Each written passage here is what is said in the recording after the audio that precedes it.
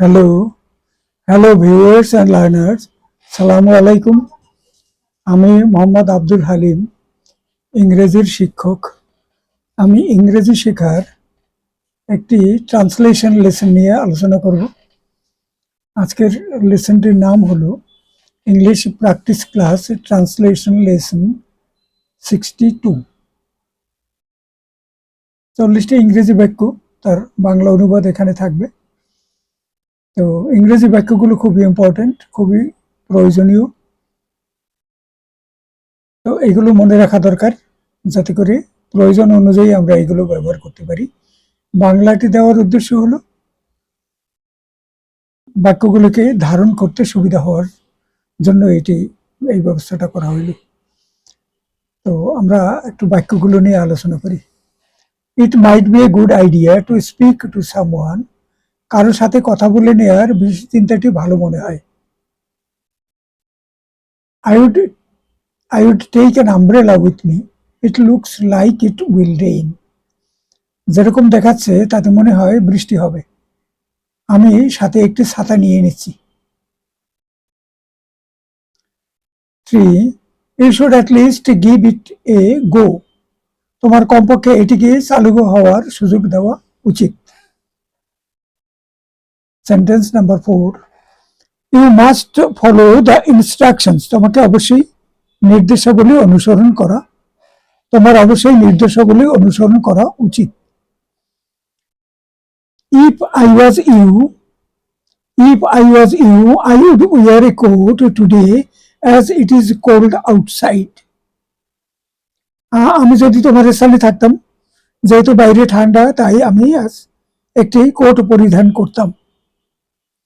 Sentence 6. Please reconsider your actions. দয়া করে আপনার সিদ্ধান্তগুলো পুনর্বিবেচনা করুন। I think before you speak. কোনো কিছু বলার পূর্বে ভেবে নাও। It would be best to ask someone what to do next. পরবর্তী পর্যায়ে কি করা উচিত সে ব্যাপারে কাউকে জিজ্ঞেস করে নেওয়াটা সবচেয়ে ভালো কাজ। 10. Watch out for the cyclist on the road. রাস্তায় চলার সময় সাইকেল চালকদের দিকে নজর রেখো। Take your time writing the email. Email লেখার জন্য প্রয়োজনীয় সময় বের করে নিও। Why don't you give them a call? তুমি তাদের একটি ফোন দিচ্ছ না কেন? 13. Maybe you should go for a walk. আমার মনে হয় তোমার হাঁটাহাঁটি করার জন্য বের হওয়া দরকার। I think you should go and speak to a doctor. আমার মনে হয় তোমার একজন ডাক্তার দেখানো উচিত। You could always give them a ring. তুমি সবসময় তাদের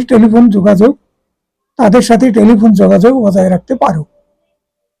sentence 16. Wash your hand before touching food. কোনো খাদ্যদ্রব্য ধরার পূর্বে হাত ধুয়ে নাও। I think your only option is to speak to someone about it. আমার মনে হয় তোমার একমাত্র উপায় হচ্ছে এই ব্যাপারে কোনো একজনের সাথে কথা বলা। Sentence 18. If I were you, I would stop smoking.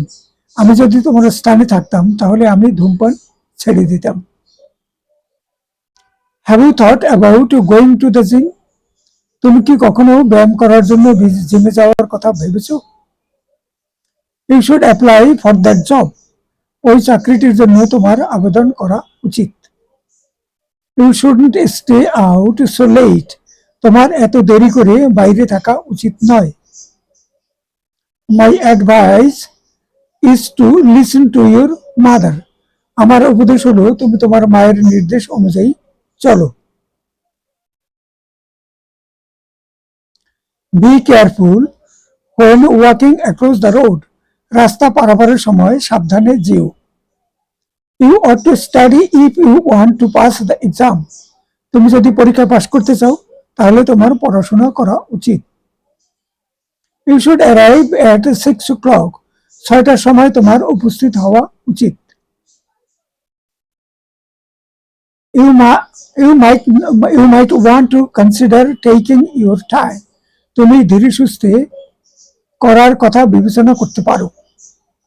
Strongly recommend you go to the hospital. আমি তোমাকে হাসপাতালে যাওয়ার জন্য জোর দিয়ে সুপারিশ করছি, জোর দিয়ে বলছি। Be confident when talking to your boss.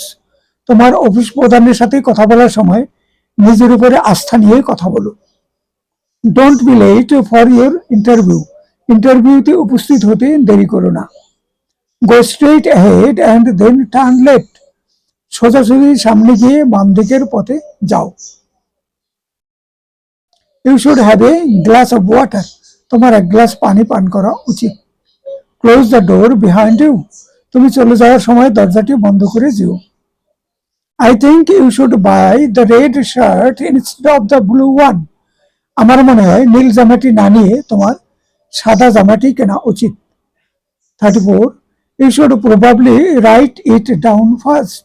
তোমার সম্ভবত প্রথমে বিষয়টি লিখে ফেলা উচিত। You must listen